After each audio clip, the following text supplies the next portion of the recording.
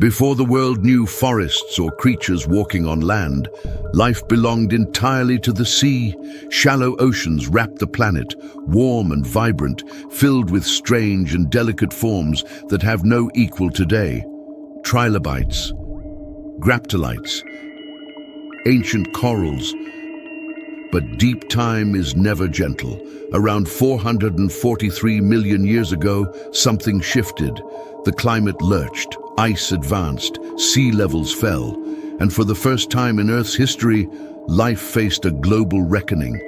This was the Ordovician Extinction, the first collapse, a moment when nearly 86% of species vanished, and the oceans that once teemed with life fell silent. To understand how extinction shapes evolution, how endings carve the path for new beginnings, we begin here, in a world of ancient seas, just before everything changed.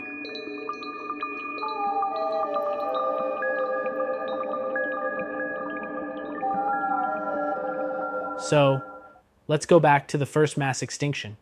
The first great extinction, 443 million years ago. It was the end of the Ordovician period, a time when most life was still aquatic. The continents were clustered together in the southern hemisphere, and biodiversity had exploded in the oceans. Trilobites, brachiopods, graptolites. Oceans teemed with strange life forms, many of which no longer exist. So Earth was kind of like an alien aquarium back then. Exactly. And then, over the course of roughly 1 million years, around 85% of marine species vanished. That's staggering. Do we know what caused it? There are a few culprits. The leading theory involves a sudden and severe global cooling event. Glaciation on the supercontinent Gondwana triggered a massive drop in sea levels. As ice sheets grew, vast, shallow marine habitats were drained. So it wasn't fire and brimstone, it was ice. Yes, and ice can be just as deadly. Many marine organisms lived in warm, shallow seas. When those seas retreated, they had nowhere to go. Ecosystems collapsed. But it wasn't just the cold, was it? No. There's evidence that a second punch came not long after: global warming. After the glacial peak, rapid melting occurred.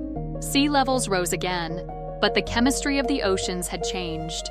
Anoxic conditions, where oxygen becomes depleted, set in. Many species that survived the initial cooling didn't survive the aftermath. A climate whiplash. Precisely.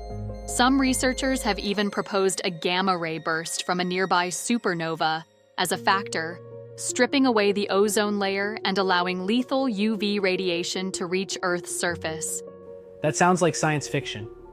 But it's been published in Nature. The point is, mass extinctions aren't caused by a single villain. They're perfect storms, several stressors acting together to push ecosystems past their tipping points. So let's paint the picture. The oceans, once teeming with life, are now eerily quiet. Coral-like creatures gone. Trilobites reduced. Graptolites, which once floated in vast colonies, blink out entirely. It's a hard reset, but it also set the stage for something new. The Silurian period that followed saw the rise of jawed fish and eventually life creeping onto land. That's the pattern, isn't it? Death, and then transformation. That's how it seems. Mass extinction is brutal, but it also creates ecological space. Nature abhors a vacuum. When niches open, evolution gets to work. There's something eerie but hopeful in that. It's one of the great paradoxes of deep time. Catastrophe and creation are intertwined. So as we move forward from this first great extinction to the next, we carry that idea with us.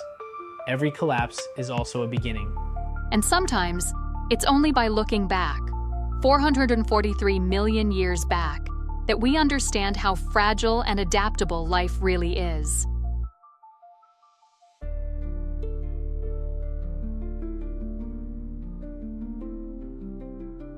Life survived its first great trial, not unchanged, but reshaped.